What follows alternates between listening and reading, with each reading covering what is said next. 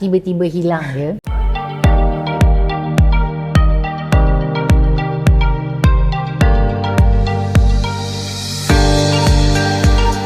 Assalamualaikum and hello lovely viewers. Welcome back to Aisya Rahman and Julia podcast. And today we have, macam biasalah, your financial guru Puan Aisya Rahman. Minum kopi sambil kita shoot podcast. Hari ni kita chill-chill saja. And now we are going to start with a little game I call Heads Up. Okay, this is something yang mass-produced clothing line. Shein.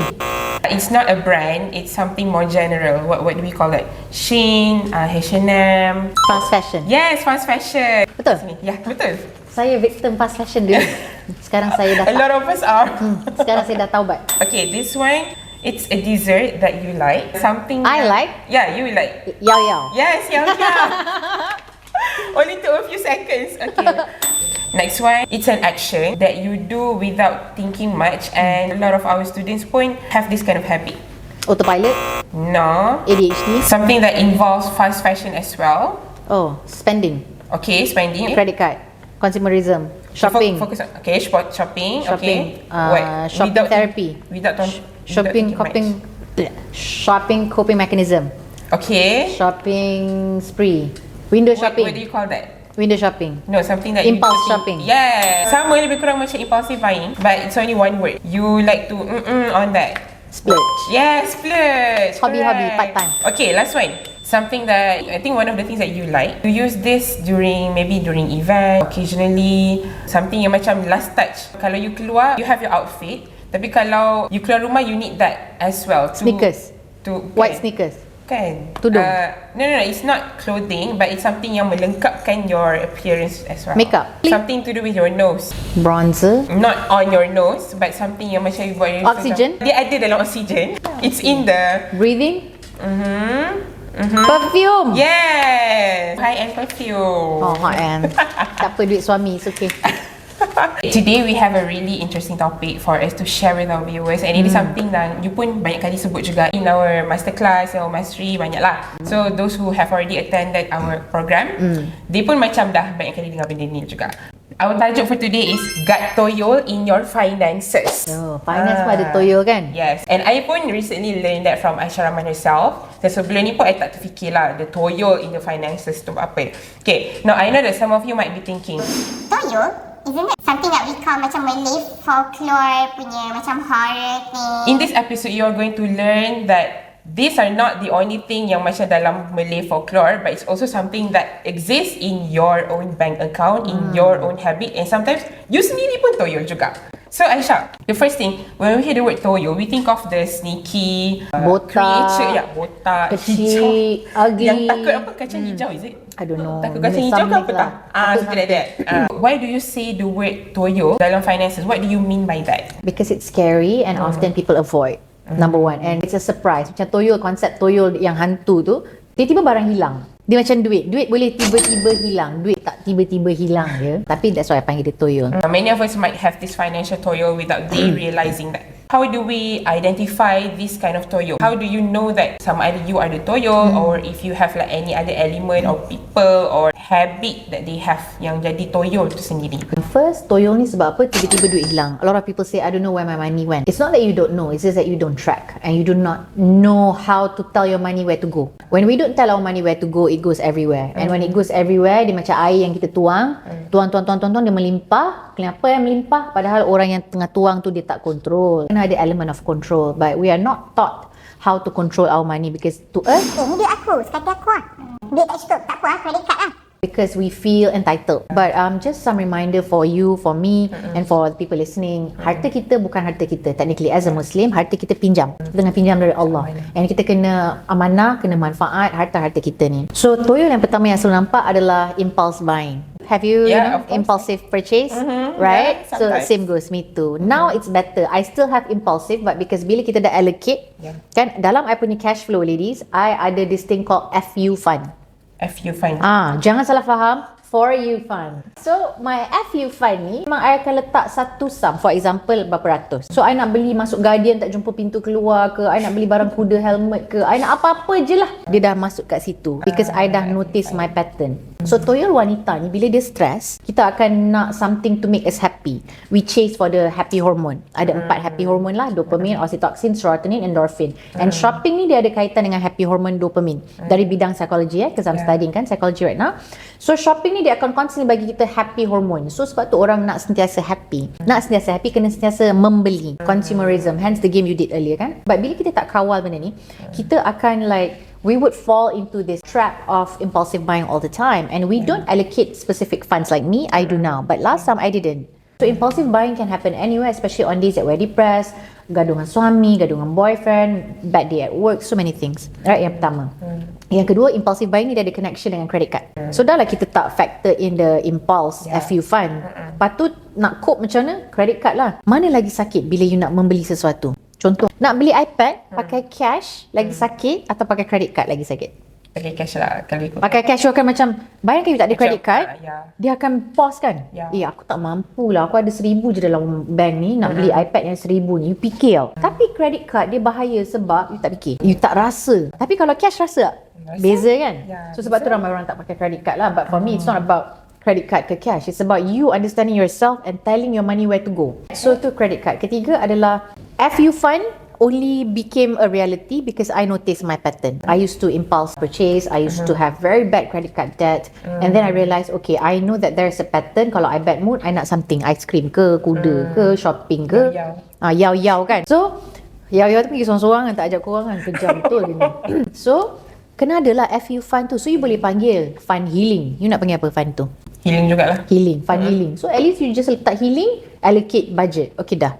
So itu setiap bulan, mungkin bulan ni you tak healing sangat. So dia akan carry forward je. Dan I ada specific tabung yang I letak benda tu. Digital tabung. Sebab I tak main duit selit-selit. Dalam envelope ni not my level. I don't like physical money. I like digital money because I want to see my trail of funds dia pergi mana. Boleh track. Kan tak adalah macam kita bila kita mana withdraw, pergi, bila withdraw ATM, itu lagi satu I nak ajar lah. TOYOL ni dia berlaku sebab kita suka withdraw and then kita tak track. Tak semua orang boleh track. Awal-awal dia hot-hot. Dia hot-hot CS. Hot-hot cek. Awal-awal tu lah. So lama-lama dia dah tak consistent. So kita nak consistency. For me, what works for me is digital. So I just tip. Then hujung bulan I tengok, oh duit pergi sini. Okay. So that's how you keep on track lah. Itu macam very important It's lah kan. sustainable for me lah. So you have to find what works for you. For those of you who are watching right now, I hope you can take that as an advice for you. So lepas ni, try to use technology to your advantage. Sekarang ni kita dah tahun 2024. We are no longer in the era yang pakai cash banyak. So Do you macam use banyak. cash? I don't really use cash Kan? actually. Yeah. Walaupun kita sebelah Maybank kan. I lagi prefer pakai macam touch and go e-wallet lah. Sebab dalam tu pun memang dia dah automatically track our expenses. So macam sekarang ni, now that we know that how we can detect these TOYOLs, how to spot them. So, is there any advice for those who want to banish this kind of habit, this kind of TOYOL in their bank account? So very basic. I know dekat luar ada cash flow tracker. Kita boleh pakai Excel. Kita boleh pakai kertas pun. Dulu in my early days, I remember 2015. My cash flow macam ni pakai kertas. And then I biar template tu kosong, garis-garis, I boleh pakai pencil. So I started tracking month by month. Of course sekarang my cash flow I masih track even every day. Dia dah dalam Google Sheet. Dekat dalam app, dekat phone terus. Because phone memang dengan kita kan. And So my phone memang tak pernah. automatically ke apa? Now I dah tahu average. Makan I dah tahu average sebulan berapa. Sebab kita dah track over the year. So you dah nampak pattern. Kenapa kena track? Sebab nak tengok pattern. After a while you dah tak track sangat dah. Sebab you cakap okay, this is within my allocation. Problem is orang tak track. Bila dia tak track, dia tak tahu duit dia pergi mana. Lepas tu dia salahkan credit card, dia salahkan kerajaan, dia salahkan so many things. Tapi sebenarnya we can take control because you've seen in our Women and Wealth. Gaji our students tak naik pun. Tapi macam ni dia boleh ada tiba-tiba sebelum Women and Wealth berhutang, lepas Women and Wealth hutang dah clear, ada access to invest, ada access to save. Gaji masih sama because that what change is the person. Gaji masih sama. So kita kena turn around the narrative lah. Okay Aisya, we have people yang macam already track the expenses. Tapi macam mana dengan some people yang dah already attended our program before, Mastery, and then their comment would be, I dah tahu dah basic je apa yang Aisya cakap ni. so what are your thoughts on Thank you. I really love that question sebab orang yang datang tu dia datang one day punya kelas. Padahal our signature program is a 6 months to 7 months. Now dah 7 kan? Cohort 7 dah 7 months mentoring program. So bagi I, macam mana I nak ajar you 7 bulan punya ilmu dalam sehari? Sebab tu kita buat sehari punya kelas untuk bagi preview. Macam orang bagi sampling coffee, sampling yao-yao ice cream, dia tak bagi you the whole cup. Bagi you sikit rasa. Tapi kalau rasa tu bagi diorang dah rasa basic. Sebab tu lah ilmu tu, apa cikgu kita ajar kan dekat FI.RE Evo, apa cikgu ajar? Jangan sombong dengan ilmu, jaga adab dengan guru dan jaga adab dengan ilmu. So kalau you rasa basic, tak apa, terima kasih for the feedback. But for me, kita dah champion berapa banyak students from cohort 1 to cohort 6, 93 students. It's never basic. Never basic. Never basic. Everyone memang ada dia punya transformation lah. And transformation semua orang lain-lain kan. Dia tak ada copy paste. Oh, kita bagi you modul yang sama, semua orang result sama. Lain-lain. Betul. And magical punya results. Tak apa, kita tak perlu announce lah apa result. Bagi I, Alhamdulillah, itu jihad kita dekat Women and Wealth to help these women because some of them are widows. Widows. Single mothers, single women who look after their aging 80, 90-year-old parents. Kan? Married women who are housewives yang takut what if something were to happen to them. Ataupun professional women like us who work, who's also maybe married or not married, tak kisah, but at the end of the day we want to live a life that's filled with meaning. Kalau kita basic kan Julia, orang panggil kita basic, nak buat macam mana? Tak apalah, semoga you jumpa yang premium lah. Okay, now I think many of us, especially Muslim women, because our viewers are mostly Muslims, how do they manage the responsibility of taking care of their family and also themselves while aligning with Islamic values? Regardless of apa industri kita kerja ke or whatever, we have to keep ourselves grounded by upholding rukun Islam and rukun iman. And let's zoom into rukun Islam. Rukun Islam ada 5 perkara. Apa dia? The first one, mengucap kalimah syahadah. So dah 5 waktu. Okay. The third one, puasa. The fourth one, zakat. The fifth one, haji kalau mampu. Antara 5 ni mana pakai duit? Syahadah pakai duit? Syahadah tak. Kena lafaz dengan hati dan percaya. Okay, Betul. kedua, solat Second one, tak pakai duit. I mean, kalau beli telekung. Kalau beli telekung kena pakai pakaian yang bersih, pergi kelas solat kan. Sebab kita belajar solat, kita belajar movement. Tapi movement kita salah sebenarnya. Kan? At least that's what I found out lepas pergi kelas solat. Ketiga apa? Puasa. Puasa kena bayar tak apa-apa kalau tak puasa? Oh, kalau tak puasa, yes, kena bayar lah. Fidyah. Ya. Bayar fidyah, right? Keempat? Zakat. Okay, zakat kena bayar tak? Kena. Haji? Haji, of course. Haji kena bayar. Paling besar lah. Paling besar modal kita. It's the most premium holiday yang kita kena betul-betul invest and pergi and sungguh-sungguh. And dia pakai duit. And then haji bukan just haji. Preparation untuk haji, tinggalkan duit for family. Semua pakai duit. Jadi kita tengok from rukun Islam je. Rukun Islam dah cakap kita perlukan duit. So kalau perlukan duit, perlu is one thing to bring in money. Dan dapat kena urus. It's two separate things kan. Dapat duit and urus duit are two separate things. Secara tak langsung, Islam is asking us, you have to be financially literate. Do you think kalau kita segmen M40 T20 untuk haji, kita dapat tak harga muasasah? Tak. Jadi macam mana kita nak tiba-tiba ada berapa puluh ribu tu? Dia akan turun dari langit? Tak kan? So we have to be financially literate. That's one thing. Second, kita ada hutang. Orang banyak cakap pasal harta. I nak tekankan dekat sini dalam Islam, hutang ni satu benda yang berat. Dalam surah Al-Baqarah, surah An-Nisa cakap pasal hutang. Banyak surah cakap pasal hutang dan kita kena tulis hutang kita. A lot of people, they're so ignorant. They take literal meaning tau of the Quran. Dia kata, oh, Allah kata kena tulis je. tapi tulis dekat Malaysia ni, kita kena adapt pula dengan konteks dia. Dekat Malaysia ada undang-undang. Tulis macam mana supaya dia jadi binding dan legal. So ilmu tu pun kena ada. Tapi orang just take literal meaning of Quran, tulis. Dia pun tulis. Lepas tu kertas pun tak tahu kat mana kena makan anak. Then zakat is one thing. To give 2.5% of our wealth wajib. Kalau mampu cukup syarat zakat. But at the same time, kita juga kalau boleh bersedekah. Nak sedekah apa kalau tak ada duit?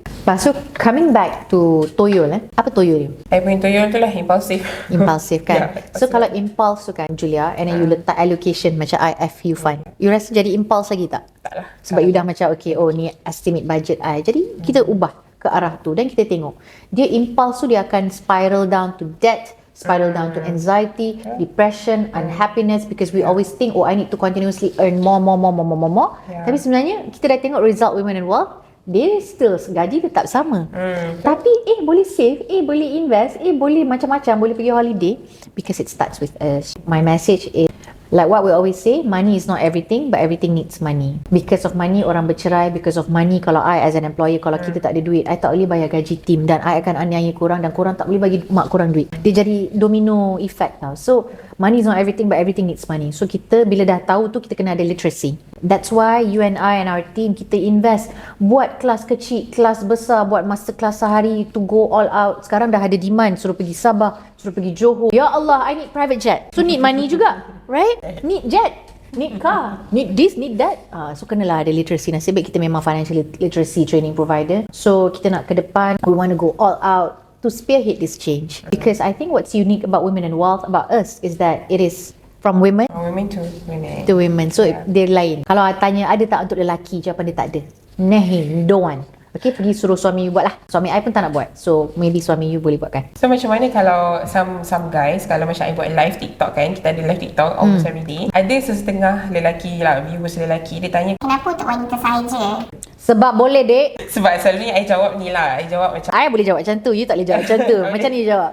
selalu I akan jawab sebab wanita punya situation, punya responsibility berbeza daripada lelaki. And kalau macam kita nak didik wanita, dia cara didikan dia berbeza sedikit lah. So tak boleh campur, dia tak boleh one size fit all punya solution. Betul. So that's why lah. So kalau sekarang ni ada lagi soalan yang macam tu, itulah apa yang I akan jawab. Tak apa, jawab je macam tu. I dah sampai satu tahap sebab boleh dek. Dah malas kan nak jawab? Dah malas, dah penat dah. I harap semua orang yang tengah tengok ni boleh mendapatkan manfaat, boleh dijadikan sebagai pengajaran, and you sedar what is your TOYOL and how you are going to solve that. And for the men, like if you constantly ask, why don't we do for men? Let me give you another angle. Why don't you send the women in your life to Women in Wealth? Yes. It's still an indirect way to acquire the knowledge that we have. Yep. And then they teach you to fit you best. Because kalau I ajar you, dia tak ajar. Dia akan bergaduh. Sebab I tahu kelemahan I apa. I kurang sabar. Tapi dengan perempuan ni, I very nurturing. Boleh belai. Faham? Lain So I hope lepas ni kita bolehlah bersama-sama lebih lagi memberi manfaat kepada diri sendiri, keluarga and also masyarakat. Okay, insyaAllah. For collaborations, email us at marketing@aisyarahman.com.